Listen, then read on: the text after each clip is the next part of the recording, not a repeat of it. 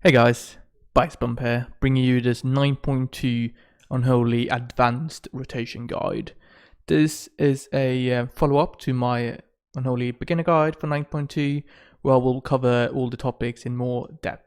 I also assume that you have a fundamental knowledge of how Unholy plays, and then this will then build on top of that, where we talk about all the special cases and how to essentially optimize your Unholy damage. I will cover everything here you need to know in order to deal optimal damage as the Unholy Death Knight.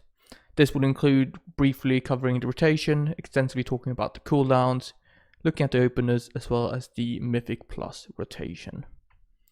Jumping straight into it, we have the Unholy single target rotation, and we generally only have 3 spells that consists out of. We have Festering Strike, Scourge Strike, and Death Call. Festering Strike is what we use to build Festering Wounds. When you use that on your target, you get either 2 or 3 Festering Wound debuffs on that target. Scourge Strike, we use that to pop those wounds, that deals damage and generates some extra runic power. And then Death Call we have as our runic power spender. But I assume you all kind of know that already. Talking a little bit about the priorities here. We want to manage our resources properly. That's kind of like the core Unholy priority. So that means that you always want to have at least 3 runes recharging. The runes can only recharge a maximum of 3 at a time, which means that you always want that going on. Whenever you don't have 3 runes recharging, that's essentially runes you're missing out of spending later in the future. Furthermore, we want to avoid capping runic power. This means that when we're close to 100 runic power, we want to spend that runic power so that we don't generate some runic power which takes us above the 100 cap. When it comes to priority there, there's not better to prioritize runes or runic power over runes. Essentially, you can choose which one to prioritize, but it really doesn't matter. They're all equally good. I personally like to prioritize not capping runic power, but you could, in the same manner, prioritize not capping runes, and it would be fine. However, you obviously want to avoid capping as much as possible, and if you're playing the rotation properly, you won't be capping at all. For the Festering Wounds, I think it's important we cover the equilibrium, as we call it. So that's essentially how many Festering Wounds do you want to have on your target? What level do you want to go up to, and how much do you want to go down with your Scourge Strikes? Essentially, we want to be high, right? This means that we use Festering Strike as soon as we drop below 3 Festering Wounds. We don't want to use it at 4, 5, or 6. That means we can overcap on Festering Wounds, which is not ideal. As soon as we drop down to 3, we use Festering Strike to go to 5 or 6. It depends. It's 50-50. And then we use Scourge Strike to go back down to 3. The reason we do this is to set up for our cooldown windows more easily. I'm going to talk about this later, but for the Apocalypse ability, we want to be bursting 4 wounds every time we use it.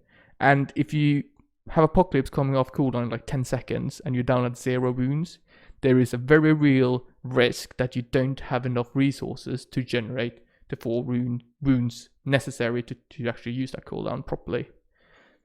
If we stay high, we won't encounter this issue, and we're going to be fine. That's why we do it.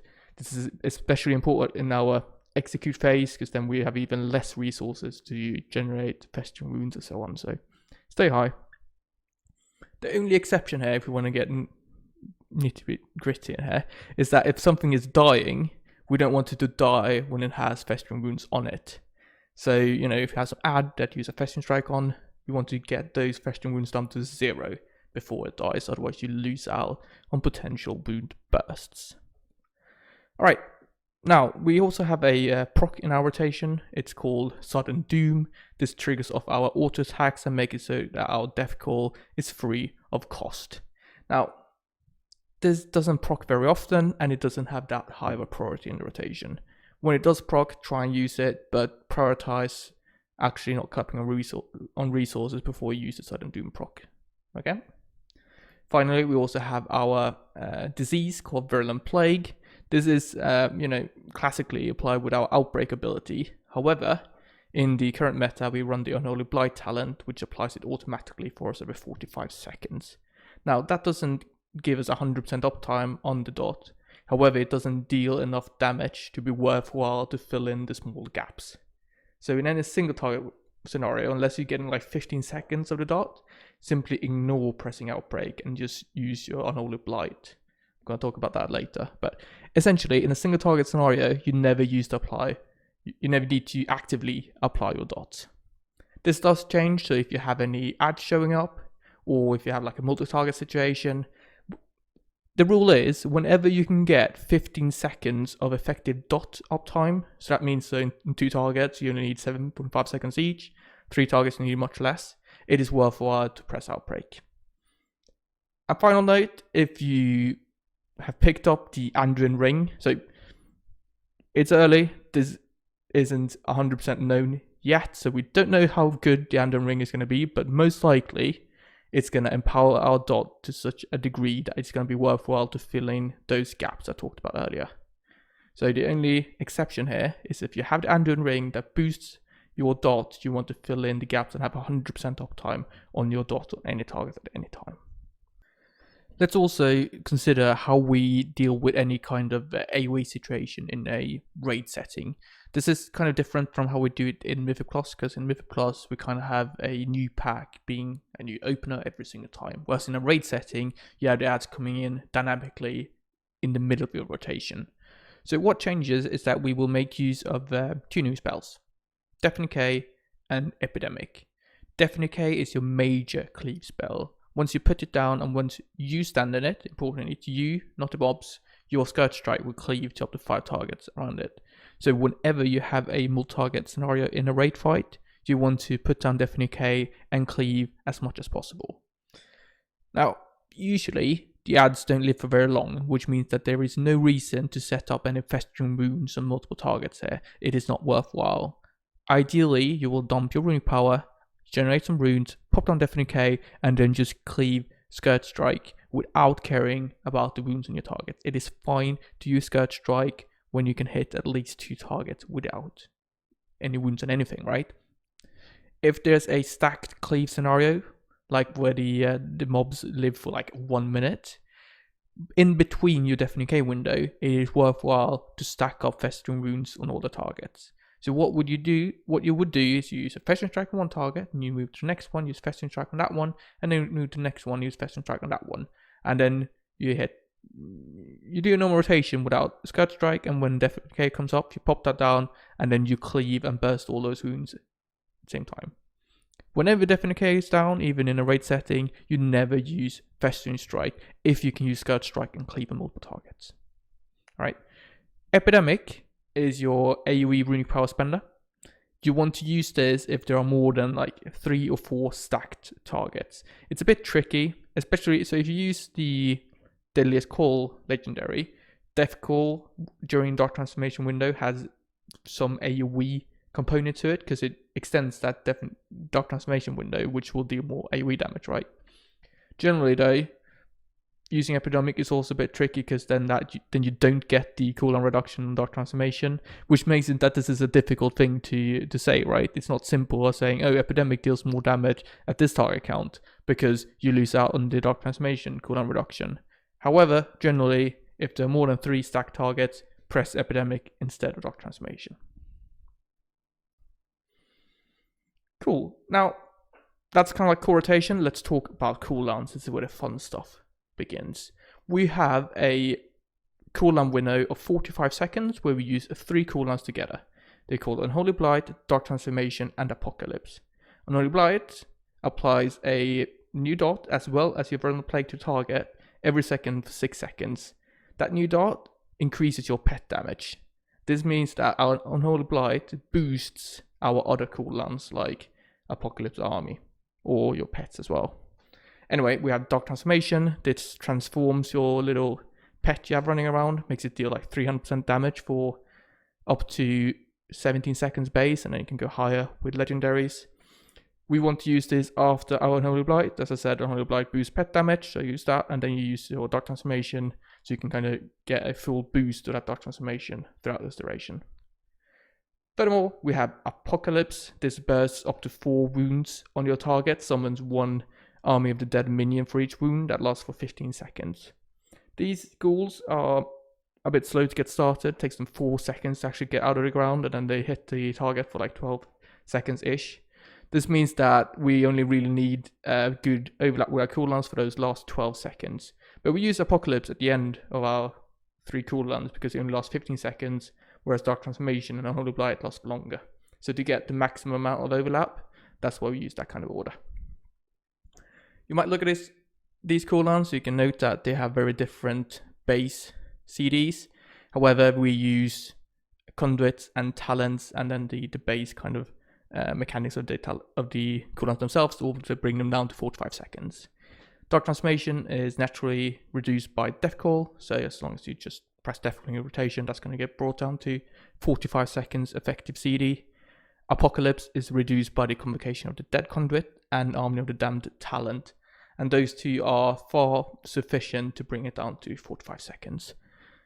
Now, that's all nice for single target and, patchwork scenario, but raid fights are not patchwork. You will be running out, you might have some downtime, some other stuff will happen, and your cooldowns are prone to misalign. So the question is then, when is it worthwhile to kind of wait for them to all get back together so you can use them one after another? The general rule is to wait for a maximum of 10 seconds. So let's say you had some downtime, you didn't burst enough Festering Wounds, you didn't hit enough Death Calls, your Unholy Blight is ready, Dark Transformation is coming up in 5 seconds, Apocalypse in 12. You know that, Apocalypse, I'm going to reduce that down a little bit further, so it's going to be a 10-second wait at the most. In that scenario, you hold your Blight and wait a couple seconds to use them all 3 together. Another case, you had even more downtime, you have Blight and DT ready, and your Apocalypse is 20 seconds. Then you just use your Blight and Dark Transformation, and then start using Apocalypse on its own, right? It's not worthwhile to delay them too much, because that's going to lose you out on cast on average overall. Cool. You want to try and use these as often as possible. Like every 45 seconds, bang, press them. If you wait, that's going to lose you out on casts over time, so keep track of them and use them ASAP. The only exception to this is when you want to time them with ad waves, for instance. Just if we look at previous raid, we can look at Soul Render, for instance, where we have ads coming up. They align quite nicely with our cooldowns, but we could also hold them a little bit. This is generally padding, unless you actually need a damage, so I recommend focus on your single target, but if you do want to maximize your overall damage, it can be worthwhile to hold this trio of cooldowns for ad windows, because they all, except Apocalypse, but Blight and Dark Transformation, deal a ton of AoE damage. So they're not just single target cooldowns, they're also big AoE cooldowns. So if you want to pad, hold your cooldown window for the ads, but on progress, obviously, maximize the single target damage. Now, we have Soul Reaper. This is a talent that will pretty much always pick up. Like, especially now when we get the new 4-piece in the new raid, you will never pick any other talent than Soul Reaper. You press it, it puts a debuff on a enemy you use it on, and then after 5 seconds, if that enemy is below 35% HP, it deals an absolute ton of damage to that target. The amount of damage it does is so high that this is your #1 priority to try and trigger as much as possible. This means that in any kind of raid fight where you have ads, you want to try and snipe these explosions on the ads. This takes a little bit of skill, because you need to kind of like if the ad dies quickly, you need to use the ability far above 35% health, so it drops down 35% health and then explodes. It's all about, practice and skill to try and get that off, but that is something you definitely should be trying to do. For the boss, when it hits below 35% health, it's obviously much easier to trigger these explosions, because you just hit Soul Reaper and it's going to trigger every time. You can hit the first one just before the 35% kind of health point. This is because that takes 5 seconds for the dot to actually hit trigger explosions, and if the boss reaches down below 35% health under those 5 seconds, it's going to trigger, right? So this means that you can use your first Soul Reaper on the boss at 36 or 37% health, depending how quickly it's dropping down. In the 35% damage window, you want to hit Soul Reaper on cooldown. You want to save a rune for it. This is absolutely vital. You don't want to end up in a situation where you don't have a rune ready to press your Soul Reaper. Furthermore, you also want to save the GCD, right? So if Soul Reaper has like a half a GCD, don't press anything else, just wait for half a second or whatever, and then press Soul Reaper as soon as you're ready. These 2 points are vital to maximize your damage. When I look at logs for people that don't maximize their output, it's often because their Soul Reaper usage isn't where it should be. We also have Army of the Dead. This is our biggest cooldown. It summons 8 ghouls, costs 1 rune, has a 8-minute cooldown, and it deals a ton of damage. You want to always use this with your other 3 cooldowns, which are Unholy Blight, Dark Transformation, and Apocalypse, right? Unholy Blight specifically buffs Army a ton. Now, we want to do this in a very specific manner, because Army of the Dead takes quite a significant amount of time to actually get going. When you press the button, you get 4 ghouls starting to crawl out of the ground, and then you've got 4 others that spawn over a duration of 4 seconds. It takes 4 seconds for them, they're stunned when they actually spawned. So from the moment you press the ability to when all the ghouls are actually hitting your target, it's like, 7 seconds, it's ages. This means that when you hit the army, you want to wait for at least 5 seconds before you press all the other cooldowns. Otherwise, you're going to lose out on a ton of overlap. This happens naturally in the opener as long as you follow it properly, but the second use, that's something you need to play and plan around. Armies coming off cooldown, you need to make sure that you time it with your other CDs, and you also need to make sure that when you press it, you wait a sufficient amount of time before you use your other cooldowns. We use Army of the Damned, so that second army will come for in a 4-minute or 3-minute 30 in the middle of a fight. So you need to be ready for that and then start planning. Generally, on a reasonably lengthy fight, you would only ever get 2 armies. Okay, the first one is on pool. The second one is towards the end of the encounter. You need to make sure that second army is done properly. Generally, you can safely hold that army for your other cooldowns. However, if you really don't have much time on the boss, like if you have the boss is going to die within 30 seconds, whatever, it's worthwhile to hold your cooldowns for army. Okay, so generally hold army for cooldowns, but if boss is dying very quickly, hold cooldowns for army. Another point is that with the Unholy 4-piece, which increases your pet damage whenever Soul Reaper triggers its explosion, you want to make sure your second army is within the 35% health window of the boss. This happens naturally, so you don't really need to care about it. But in some case, use army on pool and you have army ready at 40% health, then you want to delay it until you hit that 35% damage window. But as I said, it happens naturally, so you don't need to care about that too much. When it comes to cooldown, when it comes to trinket usage with army, again, wait at least 5 seconds. I'm going to cover this a bit more in detail later, but your cooldown or the trinkets always go with blight, and that naturally creates the most overlap with your cooldowns overall. Now, let's cover all the Covenant abilities and how they interact with your rotation. We have a Swarming Mist. This is generally quite boring on single target. You press it on cooldown, it deals a nice amount of damage and gives you some runic power, but it doesn't synergize with anything. So this means that you use it and it doesn't need to be with other cooldowns, it just deals damage, In AoE, it's far more impactful because the amount of runic power it generates scales significantly when you add additional targets. What happens in AoE is that you press this ability and you get a ton of runic power, and that runic power can then be converted in big AoE damage without epidemic ability. More on that later in the Mythic Plus rotation. We have Death's Due. This is a Night Fae. It replaces our Deafening K. Once it's down on the ground, whenever you press Scourge Strike or Clone Shadows, it gives you a stack of a strength buff, and you can stack up to 4 times. By default, this should also just be used on cooldown or rotation. So every 30 seconds, you pop that down. It can be advantageous to pull a little bit beforehand, but generally, you will be using enough Scourge Strikes in your rotation to get up to 4 stacks every time.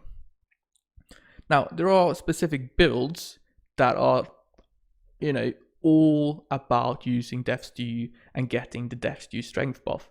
you can get it so that you have 100% uptime on it. By default, Deafening K is 30-second cooldown, and the buff you get from Death Stew is 12 seconds.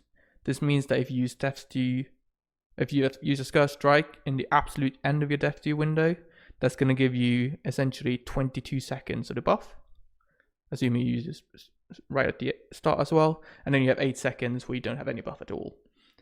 So then you can imagine, right, what if we reduce our Deafening K cooldown to such a degree that we can refresh the buff? Answer is yes, you can do that, and there is a specific build that does it.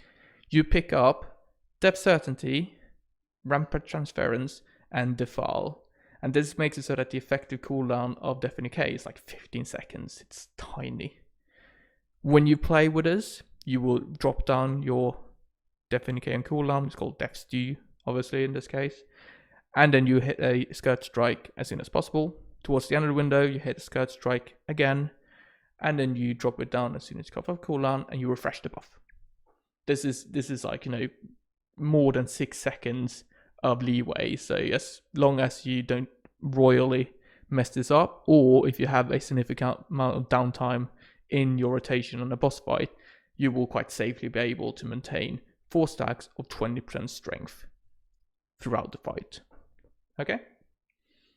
It becomes a little bit more complicated if you want to make it more difficult for yourself, or if you're not running, if like you're in a Mythic Plus scenario and you're in a boss fight and you obviously don't have the Death Certainty legendary. We don't want to pick that up in Mythic Plus. You would still have Rampant Transference, and you would still run Defile, which means that there is a window which allows you to refresh the buff. Defile brings down the cooldown to 20 seconds. Rampant Transference brings up the duration of the dot for 14 seconds. So if you use it right at the end of your Death Stew, you have then 10 seconds, and then there's 4 seconds left of the buff to refresh it again. So you see, it's definitely doable. To play this as easily as possible for you, in your Death Stew window, you want to ensure that you use Scourge Strikes at the end of it. You don't need to time like the final Scourge Strike exactly when Death Stew finishes, right? You just need to make sure every GCD at the end of the window is a Scourge Strike, and then it's going to naturally give you the correct duration. And then once you have Death Stew coming off cooldown, you dump your runic power in advance, hit Death Stew as soon as it becomes available, and then hit the Scourge Strike to extend the buff. And this is 4 seconds of leeway, so any kind of movement will mess this up, but if you play properly, as I said, Scourge Strikes towards the end of your Death Stew, dump runic power before Death Stew comes up again, and then instantly Death Stew Scourge Strike, you will be fine. And that's how to play it, you know, in the easiest way possible. We have Shackled and Worthy. This is far more boring and less interactive. Hit it on cooldown, similar to Swarming Mist. In AoE scenarios, you want to hit it before Deafening K window, because obviously Shackle will spread every time you use a ability that costs runes. And in your Deafening K window, so we're going to talk about later, you're going to hit lots of rune cost abilities, so it's going to spread nicely. But you can just take that as the general advice. And single target, use on cooldown, in AoE, use before Deafening K. Finally, we have Necrolord, and I feel like we need to talk both about the signature ability as well as the Covenant ability here. So we have Abomination Limb, the 2-minute cooldown. It deals damage to everything around you and pulls stuff towards you. It's very useful in lots of scenarios when you want to group up adds to help out your raid or your Mythic Plus group. Generally, press this on cooldown with a little bit of a note. So if you're running Marilith, this is essentially gives you a 40-second damage buff, single target damage buff through the Kevin's Oozling Soulbound ability. You want to make sure you align this well with your cooldowns. This means that you want to use it somewhat early in the opener. Or, sorry, let's just say that you use it normally in the opener. However, your army, the second army, you want to line that with the Abomination Limb buff that you get from Kevin, right? This means that you want to hold your army for the third use of Abomination Limb. I hope that makes sense. So use Abomination Limb in your opener. We're going to talk about that. We use it once again without any other cooldowns. And then the third time, we want to make sure that we time it with our army. Since the buff lasts for 40 seconds, we can use it, you know, up to 10 seconds before using army and still get full overlap. So there's quite a lot of leeway.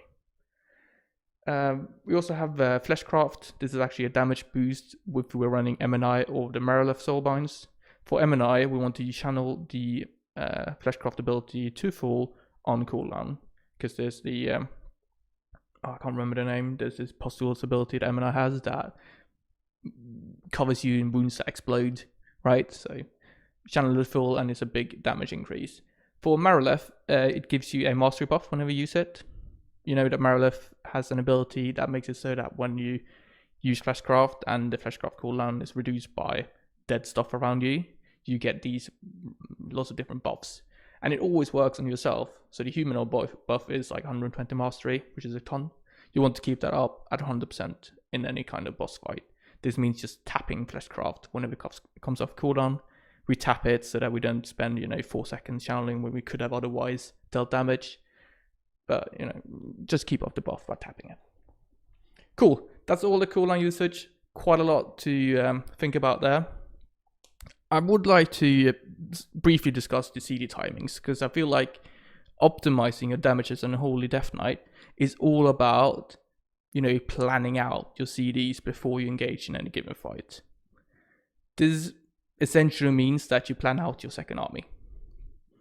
You will often kind of know how long your boss is going to be, so you can tell, okay, my second army either is going to have like 2 minutes of room for when to use it, or I might have to be very stressful about it and use it ASAP. Or you know that there's a late bloodlust in the fight that I'm going to save it for, or whatever. Just make sure before you engage any boss, you kind of have in your head, okay, I'm going to use my second army at this point in time, and I'm going to try and time it with these other cooldowns.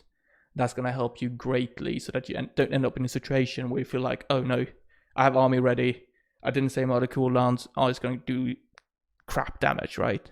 Don't want to end up there. Alright, so briefly on trinkets, you can safely always time those with your Unholy Blight windows, because essentially Unholy Blight, we use that to get maximum overlap with our cooldowns, and we want to make sure that our trinket also has maximum overlap. This is also true for our potion and for our racial abilities. For Inscrutable Quantum Device, most trinkets, right, we save them for when they're ready and we have an Unholy Blight window, right? So that means for like Overwhelming Power Crystal, we use that for every second Unholy Blight. For Inscrutable Quantum Device, we want to use it with our army windows. So we use that on pool, and then we save it for like a minute for our second army. Furthermore, we want to use this specific macro here to avoid it getting the execute proc on the second use, to make sure we get the stats for our second army. Cool, let's cover the opener. It's quite simple, I got it up here. As we run to the boss, as soon as we reach it, we want to use army. We do this because actually, when you summon your ghouls, they have this brief little moment before they get stunned in their summoning animation where they can actually hit the boss. So if you're in a melee rage, when you use army, you will get like an extra hit from every ghoul you summon. It's a tiny difference, but why not use it if it's optimal, right? After you use army, follow up with double Festering Strike, and then we use Blight, Dark Transformation, Apocalypse, and then we follow up with our Covenant ability. And that, you can use that for any single target opener. Right, let's talk about the Mythic Plus rotation. And this gets a bit more complicated because it's not as strict and kind of fixed in place as the single target rotation. I think I would explain it as having 4 different phases. We have the setup phase, we have the runic power dumping phase, we have the Death and Decay window phase, and then we have the post Death and Decay AoE phase. As an example, this is what your opener would look like. As we run into the boss, we will hit Festering Strike twice. We'll do this to build up wounds to get a target ready for Apocalypse, as well as build up runic power. We then follow up with Unholy Blight, Dark Transformation, and Apocalypse, right? This Apocalypse is not always used in AoE scenarios, especially if the pack dies too quickly. Like, it's not worthwhile, it's a single target spell, right?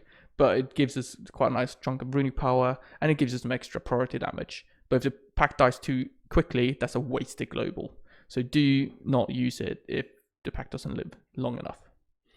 Right, once we're done with double Festering Strike and all our cooldowns, we make sure we dump the runic power we generate. This means hitting Epidemic, which is our kind of death call equivalent spell in AoE. It flares up any target we have Virulent Plague on, deals damage to that target, and then up to 8 targets around it. That means that it scales quadratically in AoE, and it's a good chunk of our total AoE damage. Quick note, so Swarming Mist, if your Venter, should be used after your Blight DT window here.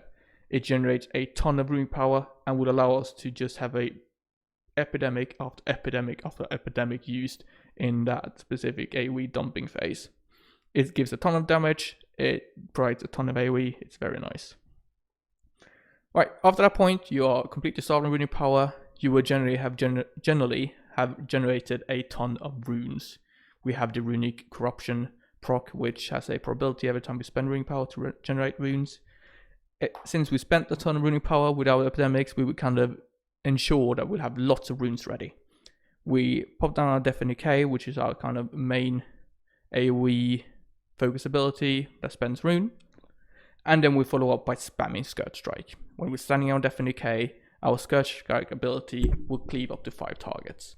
And then this is kind of like our main damage window. We can potentially generate lots of rune power here. We want to ensure we don't cap that. So even though you're in your Death and Decay, you want to spend rune power if you're close to the cap. You do not want to use any other spell though, except Scourge Strike or Epidemic. So never use Festering Strike here, for instance. That's a terrible choice.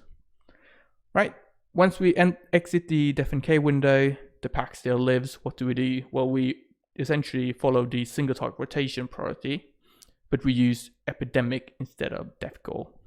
Essentially, we use Festering Strike and Scourge Strike with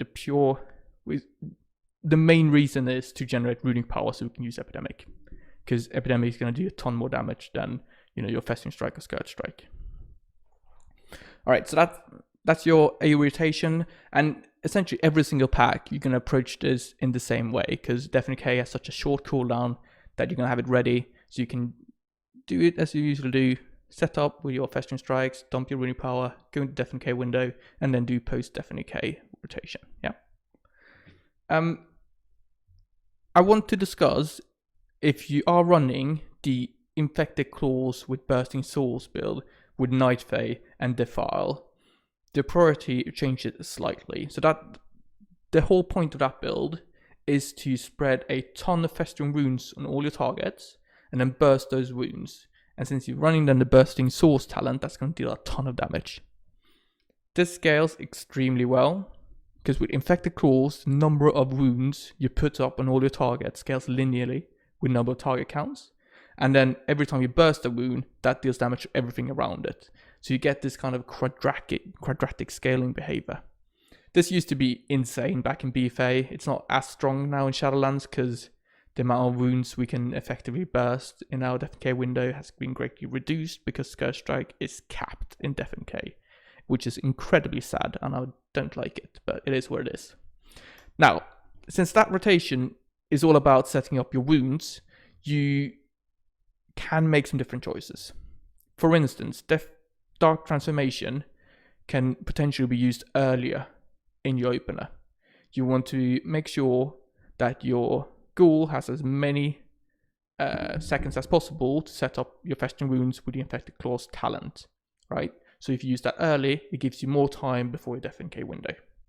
Secondly, you can consider using more Festering Strikes before you move into your Death and Decay window.